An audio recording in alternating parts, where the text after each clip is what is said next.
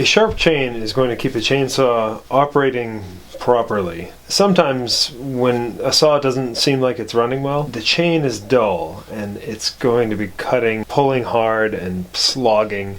And people have asked me to work on their saw to fix it, and whenever I do, the first thing I look at is the chain. And there's a couple parts of the chain that I need to look at when I'm assessing whether or not it's sharp or needs to be sharpened.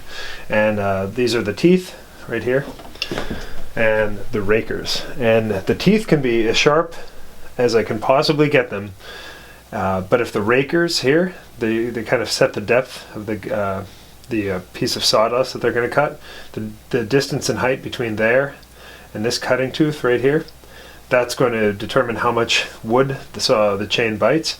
And if those aren't filed down to match this well, like if they're higher than the tooth, then it's never going to cut. It's going to send out some fine dust and it's not going to cut. It's going to be very frustrating.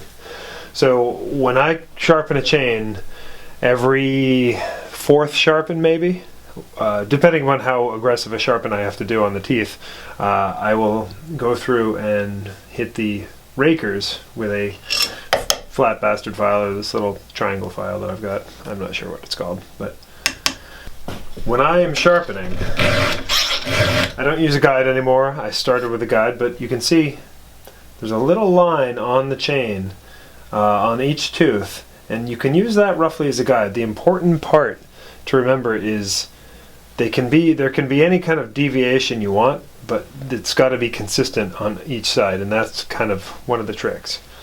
When I'm sharpening, I take a few good strokes with a decent chisel, a decent file, and if I'm going to slip, I'm going to slip out like this, like that. So I'm kind of pushing almost up and away, almost up and away, up and away, and move on. So I'm pushing pressure here with my thumb and pushing pressure here with my thumb. It's important to remember that once these are sharp, these are very sharp.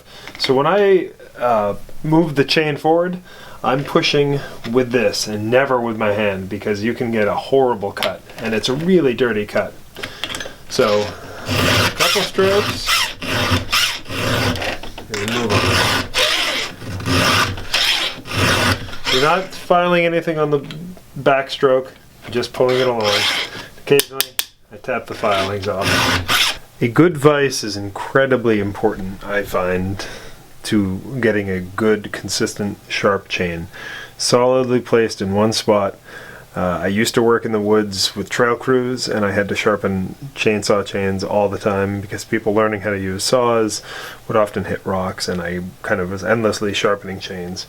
And I was always doing it crouched over them, you know, against the ground between my legs, or sometimes with an improvised vise in the woods. This is ideal. This is really the way to do it, as far as I'm concerned. Nice, solid, heavy-duty bench vise. This one's okay. A bigger one would be better, but it's totally fine. So the rakers are these little guys right here, and I got a nice bite there. So I'm going to just take a little tiny bit off each one. Each time I'm being careful not to hit the cutting tooth, the newly filed cutting tooth.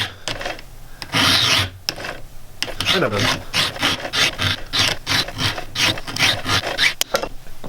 them. Some people, when they're doing this, they mark the tooth that they're starting with a Sharpie of some kind. Sometimes you've got chains, depending upon the length of the bar and everything, you've got two teeth in a row, and that's always a logical place to start. You can usually tell when you're sharpening, though, what's sharp and what's dull. One side down, one to go. This little tip right here, when I'm done with each tooth, that is razor sharp. And that's what's initially cutting into the fiber of the wood, and then it peels back this little knife and then curls in there, and then is carried on out and shot. Whoo! Out it goes.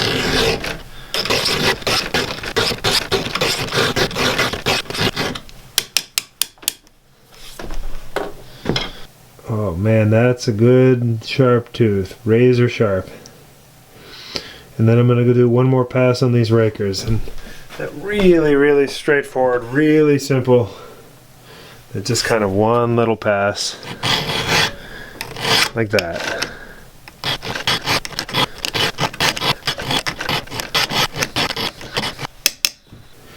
And that's what we're looking for chain tension. You want to be able to pick it up and see a little bit of light but no complete teeth.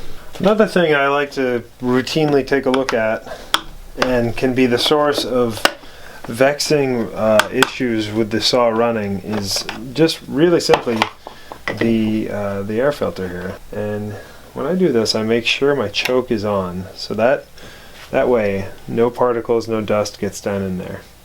So you can see that can use a little cleaning. So I do it two different ways. In this case, I like to vacuum out the big chunks, and then I'll hit that with the air compressor.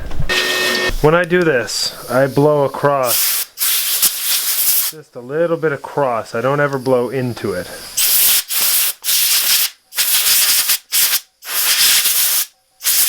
You would be shocked at how often this is the solution to a poorly running saw. Just time and again, I've taken one of these off, cleaned it, and then put it back on, and the saw is just breathing new. You know, it's breathing through clear air. It's breathing through a clear filter, and it makes a world of difference very often.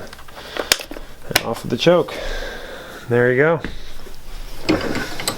So just like anything, a sharp tool is a well-operating tool. And chainsaw chains, though it can be a little intimidating at first, I think the important thing is to just try. It's, you know, these are two tools, really simple. Just a chainsaw file and a little bastard file, a little round file, or a little flat file of some kind. And remember, when you slip up and away, and you just a consistent stroke, consistent on both sides, and just practice. That's it. Just practice. Eventually, you'll figure it out. I am good at this because I've had to do it thousands of times. Thousands? Yeah, probably thousands at this point. Jeez, I think I'm running a chainsaw too much. Anyway, that's neither here nor there. Practice. Thanks.